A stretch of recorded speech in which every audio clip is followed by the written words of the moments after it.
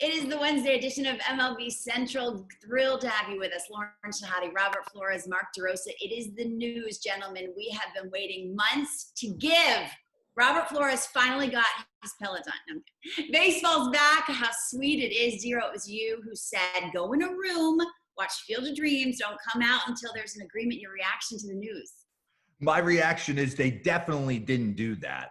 They didn't do that. It just took a lot longer than it should have. But I understand completely from the player's side. Once a player, always a player. A lot of things have to get ironed out behind the scenes to make it work.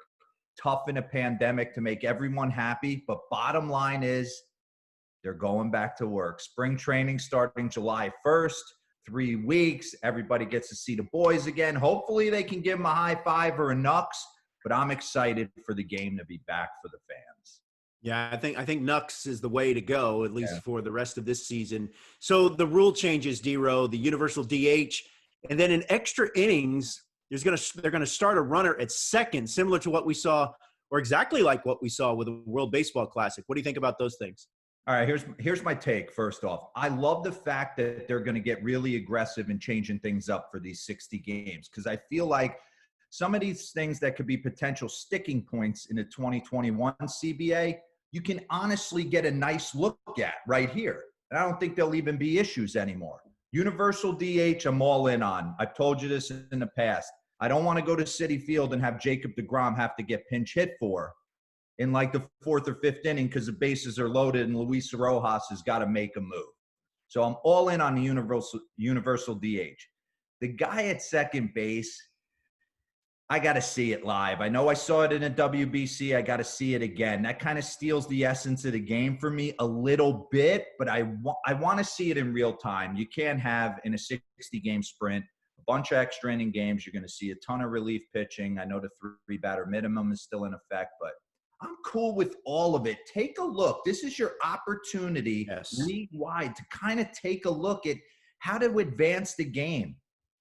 It was like the guys on MLB Tonight said last night, nothing about the season is going to be conventional, but it's going to be fast and furious to the end, and it's going to be exciting for all of us to watch and be a part of. In honor of this occasion, gentlemen, thought we'd play a little game of hit and run. Are you ready?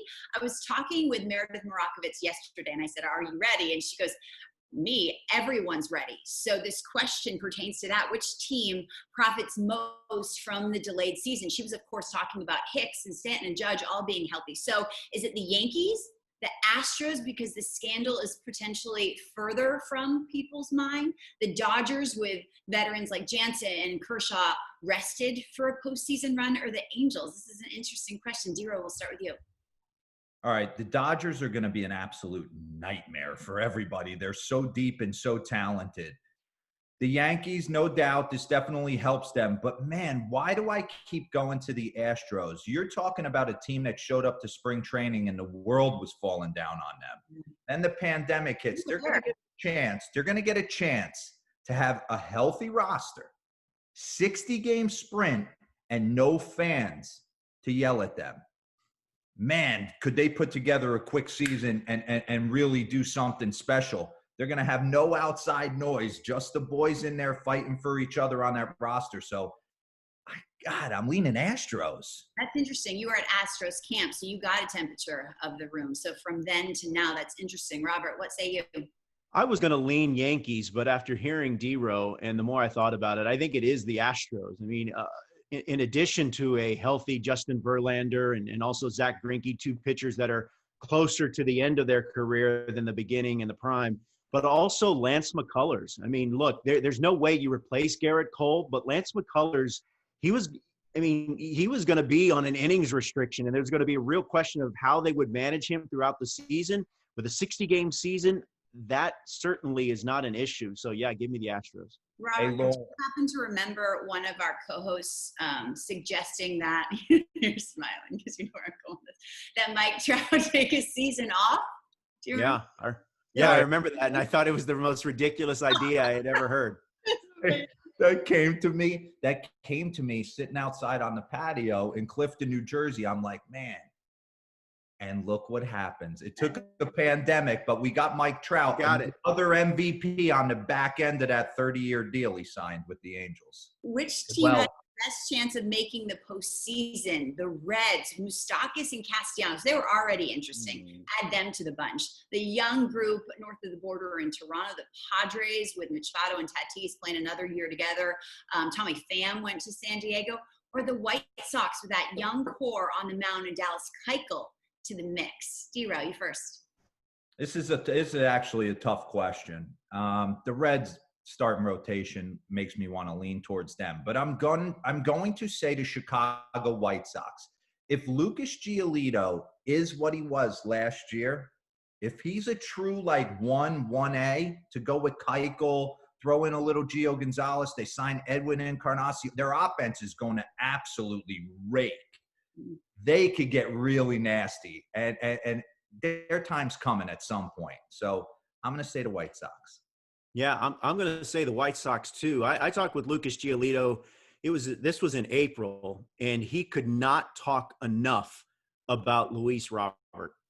He was saying he had heard a lot about him. He knew he was good, but he said he is better than I could have imagined. So I can't wait to see what that young core does, and then those pieces that you mentioned, DeRo, what they do over 60. I bet every single one of those 4 teams goes into the season thinking we have a chance to win this thing, which wouldn't be the case maybe in years past. What's the first thing? By the way, Robert, when have you been to Secaucus last?